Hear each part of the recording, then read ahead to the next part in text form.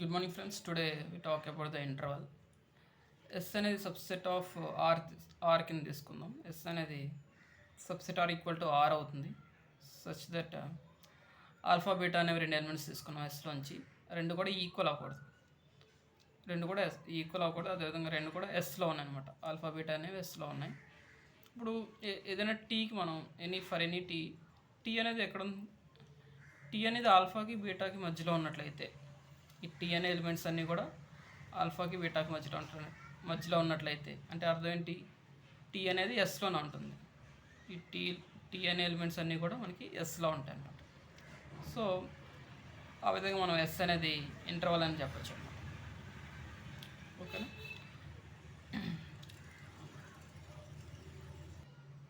అంటే మనం ఏదైనా ఎస్ అనే సబ్సెట్ తీసుకున్నాం. ఎస్ అనే సబ్సెట్లో మనకి ఆల్ఫా బీటా అనేవి ఎస్లో ఉన్నాయని చెప్తున్నాం. ఆల్ఫా బీటా ఎస్లో ఉంటే ఆల్ఫా బీటాకి మధ్యలో ఉన్న ఎలిమెంట్స్ అన్నీ కూడా ఎస్లోనే ఉంటాయి కదా మనకి. ఓకేనా? సో ఆ విధంగా ఎస్ అనేది ఇంటర్వల్ అని ప్రూవ్ చేయొచ్చు, ఇంటర్వల్ అని చెప్పచ్చు అనమాట. సో కొన్ని ఎగ్జాంపుల్స్ తీసుకుందాం. నల్ సెట్, అదేవిధంగా సింగిల్టన్, ఆల్ఫా అనేవి ఇవి కూడా ఇంటర్వల్స్ అవుతాయి. కాకపోతే వీటిని ట్రివియల్ ఇంటర్వల్ కింద పిలుస్తాం అనమాట.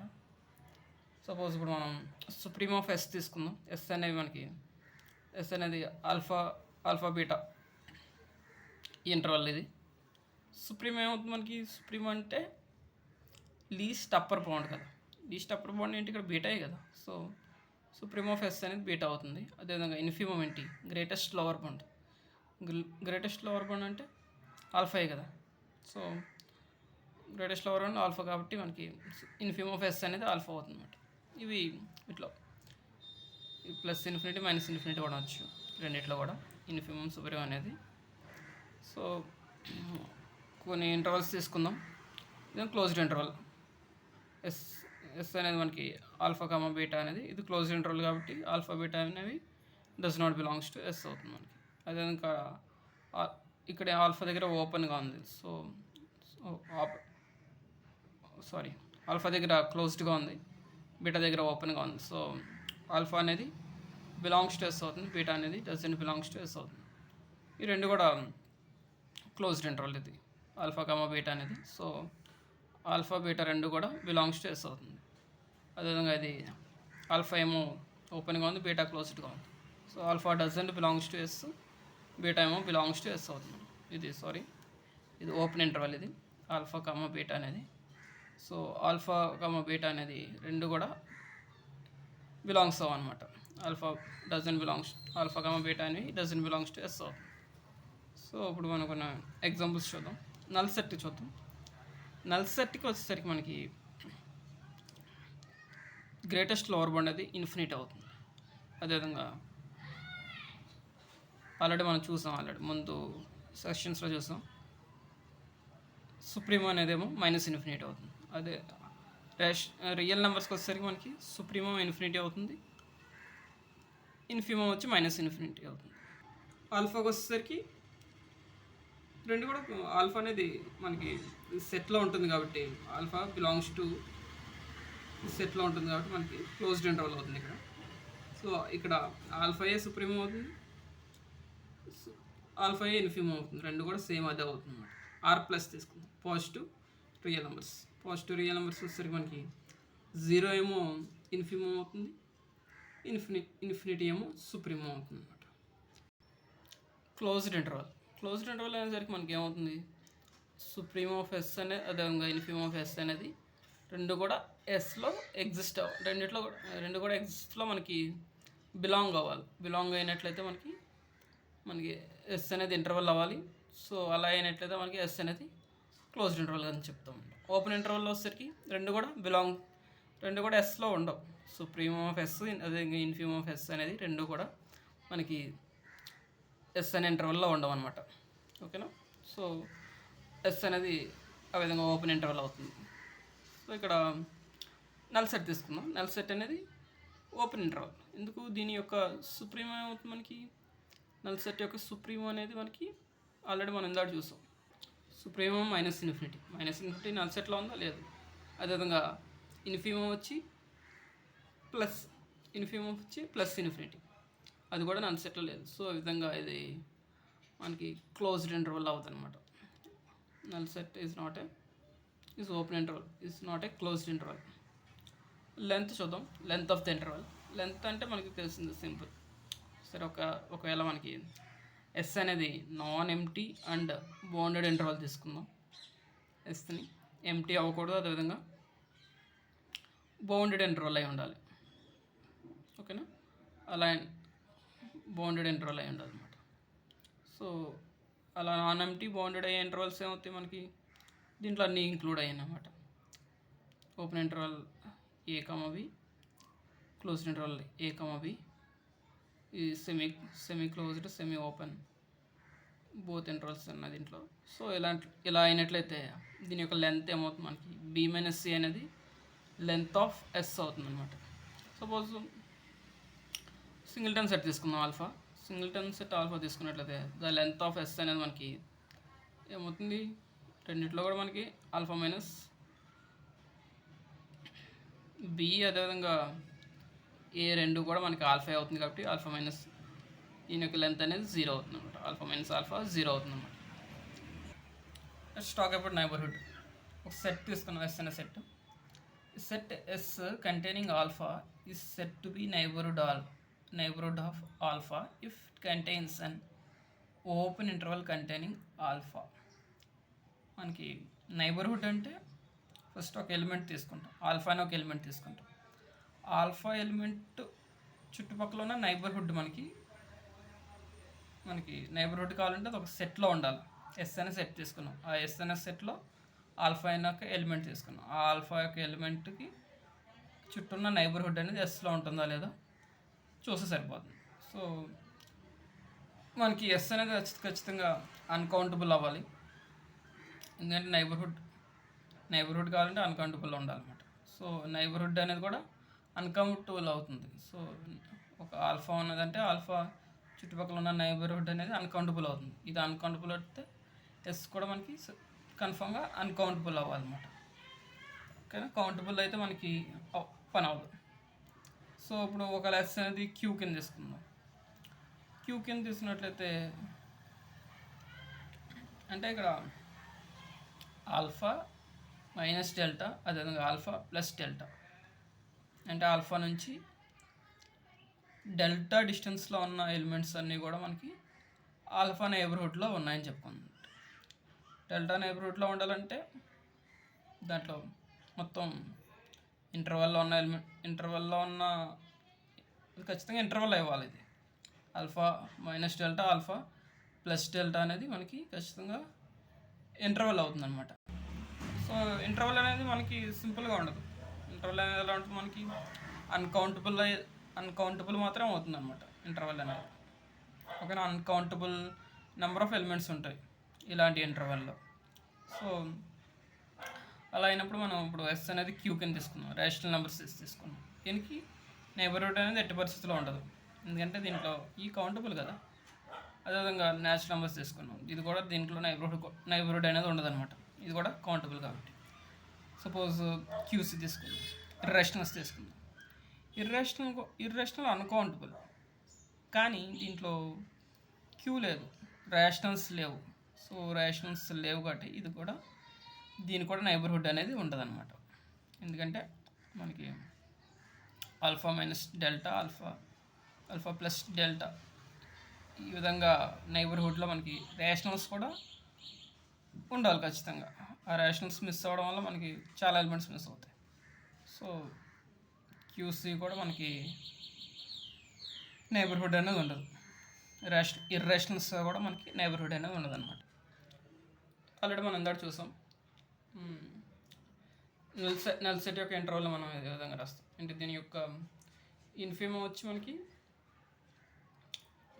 ఇన్ఫినిటీ అవుతుంది, అదేవిధంగా సుప్రీం వచ్చి మైనస్ ఇన్ఫినిటీ అవుతుంది. అదేవిధంగా నల్ సెట్ అది సింగిల్టన్ సెట్ ఏ అని తీసుకున్నాం, ఏ యొక్క ఇన్ఫిమం సుప్రీం రెండు కూడా ఏనే అవుతున్నాయి. ఈ రెండు కూడా ట్రివియల్ ఇంటర్వల్స్ ఆల్రెడీ మనం చూసాం. ఇప్పుడు ఇక్కడ ఇంటర్వల్స్ క్లోజ్డ్ ఇంటర్వల్ ఏబి, ఇక్కడ ఏ అనేది నాట్ ఈక్వల్ టు బి అవ్వాలి. ఒకవేళ అయినట్లయితే అది సింగిల్టన్ సెట్ అయిపోతుంది కదా. సో ఇదే ఓపెన్ ఇంటర్వల్, ఇది సెమీ క్లోజ్డ్, సెమీ ఓపెన్. తర్వాత రేషనల్ రియల్ నెంబర్స్ తీసుకున్నట్లయితే రియల్ నెంబర్స్ యొక్క ఇన్ఫిమమ్ వచ్చి మనకి -∞, సుప్రీమం వచ్చి ఇన్ఫినిటీ. సో రియల్ నెంబర్స్ని మనం ఈ విధంగా రాస్తాం అనమాట ఇంటర్వల్ కింద. సో మనకి every non trivial interval is uncountable అనమాట. ఇప్పుడు మనకి ఉన్న ఇంటర్వల్స్ అన్నిట్లో కూడా ట్రివియల్ మనకి అన్కౌంటబుల్ అవ్వవు. నల్ సెట్ అదేవిధంగా సింగిల్టన్ సెట్ రెండు కూడా అన్కౌంటబుల్ కావు. సో వీటిని రిమూవ్ చేయాలి. వీటిని రిమూవ్ చేయడం కోసం మనం నాన్ ట్రివియల్ అనే పదం వాడడం అనమాట. So every non trivial interval అనేది అన్కౌంటబుల్ అవుతుంది అనమాట. సో అంతే కదా, మిగిలినవి కూడా అన్కౌంటబులే కదా.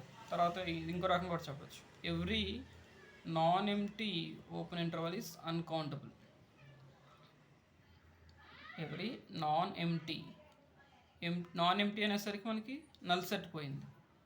ఓపెన్ ఇంటర్వల్ అనేసరికి అది సింగిల్టన్ సెట్ పోయింది అనమాట. సింగిల్టన్ సెట్ ఏంటి మనకి క్లోజ్డ్ కదా, సో సింగిల్టన్ పోయింది అనమాట. సో ఆ విధంగా మనకి every non empty open interval is అన్కౌంటబుల్గానే చెప్పచ్చు అనమాట. సరే, ఇప్పుడు కొంచెం చూద్దాం. Every open interval is uncountable. ఇది కరెక్టా రాంగ్ చూద్దాం. ఇప్పుడు ఇది ఓపెన్ ఇంటర్వల్, నల్ సెట్ అనేది ఓపెన్ ఇంటర్వల్, ఇది కౌంటబుల్ కదా, ఇంట్లో ఏమీ లేవు. సో ఇది రాంగ్, ఈ స్టేట్మెంట్ అనేది రాంగ్ అనమాట. Every closed interval is uncountable, ఇది క్లోజ్డ్ కానీ అన్కౌంటబుల్ కాదు కదా. ఎవ్రీ ఇంటర్వల్ ఈజ్ అన్కౌంటబుల్, అది కూడా రాంగ్, మనకి రెండు కూడా అన్కౌంటబుల్ కాదు. సో ఇలా జాగ్రత్తగా చూసుకోవాలన్నమాట. నెక్స్ట్ మన నైబర్హుడ్ యొక్క డెఫినేషన్ చూద్దాం. ఎస్ అనేది ఒక సబ్సెట్ ఆఫ్ ఆర్ తీసుకుందాం. Subset R equal to R. అదేవిధంగా ఆల్ఫా అనే ఒక ఎలిమెంట్ తీసుకున్నాం ఆర్లోంచి. So S is called a neighbourhood of alpha. ఎస్ని మనం నైబర్హుడ్ ఆఫ్ ఆల్ఫా అని చెప్తాం ఎప్పుడు ఇఫ్ దెర్ ఎగ్జిస్ట్ ఐ అనే ఓపెన్ ఇంటర్వల్ ఉండాలి.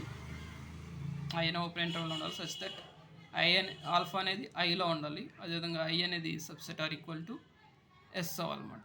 ఇలా అయినట్లయితే మనం ఏం చెప్తాం, ఎస్ అనేది నైబర్హుడ్ ఆఫ్ ఆల్ఫా అని చెప్తాం అనమాట. ఆల్ఫా యొక్క నైబర్హుడ్ అనేది ఎస్ అవుతుందని చెప్తాం. మనం ఫస్ట్ ఎస్ అనేది subset R equal to R అవుతుంది. అదేవిధంగా ఐ అనే ఓపెన్ ఇంటర్వల్ అనేది subset R equal to S అవుతుంది. అదేవిధంగా ఆల్ఫా అనేది ఐలో ఉంటుంది అనమాట. ఐ అనేది మనకి ఓపెన్ ఇంటర్వల్ అవుతుంది. సో ఇలాగ చెప్పచ్చు. లేకపోతే there exist delta greater than 0 such that delta అనే నైబర్హుడ్లో మనకి సపోజ్ ఆల్ఫా మైనస్ డెల్టా, అదేవిధంగా ఆల్ఫా ప్లస్ డెల్టా, ఈ ఇంటర్వల్ అనేది సబ్సెట్ ఆఫ్ ఎస్ అయినట్లయితే కూడా మనం ఆల్ఫా అనేది నైబర్హుడ్ ఆఫ్ ఎస్ అనేది మనం నైబర్హుడ్ ఆఫ్ ఆల్ఫా కింద చెప్పచ్చు. ఎస్ అనేది ఇప్పుడు neighbourhood of any alpha belongs to R అయింది అనుకో. ఎస్ అనేది నైబర్హుడ్ ఆఫ్ ఆల్ఫా అయింది అనుకుందాం అంటే ఖచ్చితంగా ఎస్ అనేది అన్కౌంటబుల్ అవుతుంది. మనం ఆల్రెడీ చూసాం, ఎస్ అనేది అన్కౌంటబుల్ అయితేనే అది నైబర్హుడ్ అయితే అవ్వగలుగుతుంది. మీకు ఇవి అవ్వవు కదా.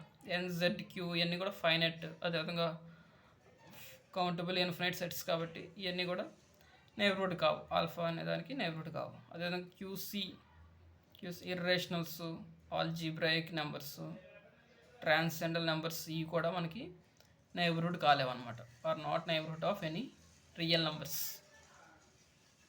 ఇప్పుడు ఒక టాపిక్ చూద్దాం. ఇది బాగా ఒక ఇంపార్టెంట్ టాపిక్ ఇది. చూడండి, ఇప్పుడు ఎస్ అనేది నైబర్హుడ్ ఆఫ్ ఆల్ఫా కింద తీసుకుందాం. ఆల్ఫా అనేది మనకి ఆల్ఫా అనేది రియల్ నెంబర్స్లో మంచిగా తీసుకుంటాం, నాట్ కాంప్లెక్స్. అయితే మనం there exist m belongs to natural numbers such that I అని డిఫైన్ చేస్తున్నాం అనమాట. ఐఎన్ అనే ఇంటర్వల్, కొత్త ఇంటర్వల్ని డిఫైన్ చేస్తున్నాం. ఈ ఇంటర్వల్ ఎలా ఉంది మనకి, alpha minus 1/n, alpha plus 1/n కింద ఉందన్నమాట. సో ఇది సబ్సెట్ ఆఫ్ ఎస్ అవుతుందని చెప్తున్నాను అనమాట. ఇక్కడ ఎస్ అనేది ఆల్ఫా అనేది ఎస్ అనేది ఆల్రెడీ నైబర్హుడ్ ఆఫ్ ఆల్ఫా అవుతుంది. నైబర్హుడ్ ఆఫ్ ఆల్ఫా అయిందంటే అర్థం ఏంటి మనకి? Alpha minus delta alpha plus delta అనేది సబ్సెట్ ఆఫ్ ఎస్ అవుతుంది అనమాట. ఇక్కడ ఏం చెప్తున్నాడంటే మనకి అది జనరల్. ఇక్కడ వచ్చేసరికి మనం ఐఎన్ అనే ఒక ఇంటర్వల్ తీసుకున్నాం. ఐఎన్ ఇంటర్వల్ మనకి ఈ ఎన్ఎన్ అంటే ఇక్కడ మనకి డెల్టా అనేది 1/n అనమాట. సో ఆల్ఫా మైనస్ 1/n అనేది ఆల్ఫా ప్లస్ 1/n అనేది ఖచ్చితంగా అది సబ్సెట్ అవుతుంది. ఓకే, ఫర్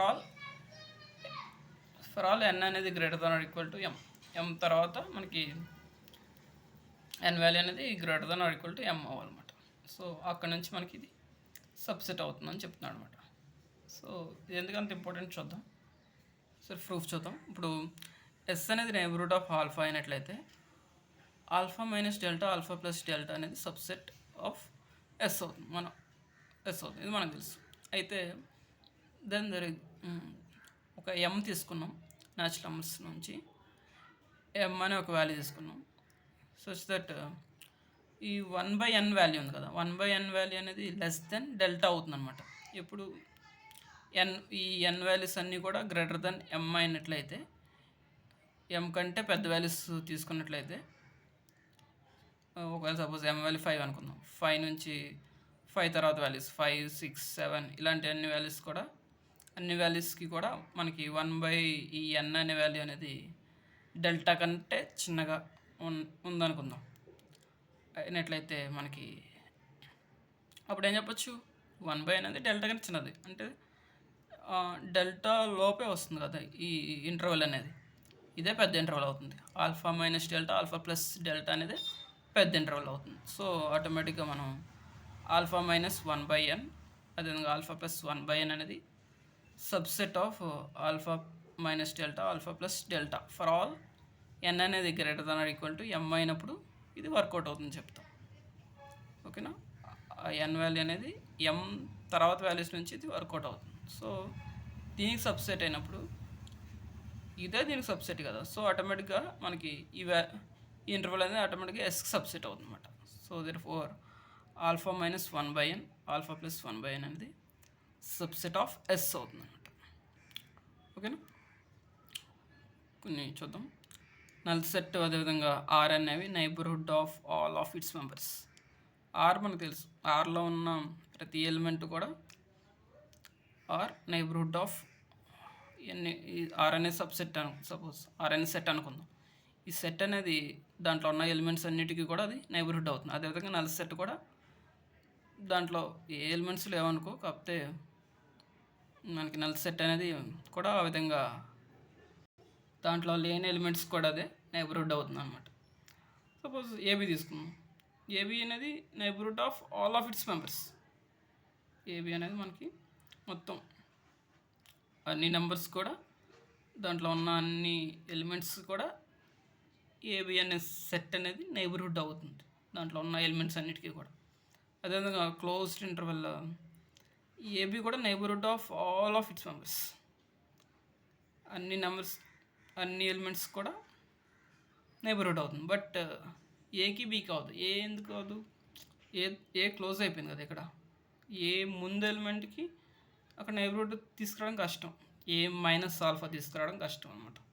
సో ఏ దగ్గర క్లోజ్ అయిపోయింది కాబట్టి నైబర్హుడ్ రాదు. మనం ఆల్రెడీ ఇది చూసాం, ముందు సెషన్స్లో చూసాం మనం. అదేవిధంగా బీ దగ్గర క్లోజ్ అయిపోయింది కాబట్టి అక్కడ నైబర్హుడ్ అనేది పాసిబిలిటీ కాదనమాట. సో మొత్తం లోపల ఉన్న ఎలిమెంట్స్ అన్నిటికీ కూడా అది ఏబి అనే సెట్ నైబర్హుడ్ అవుతుంది ఎక్సెప్ట్ ఏ అండ్ బి.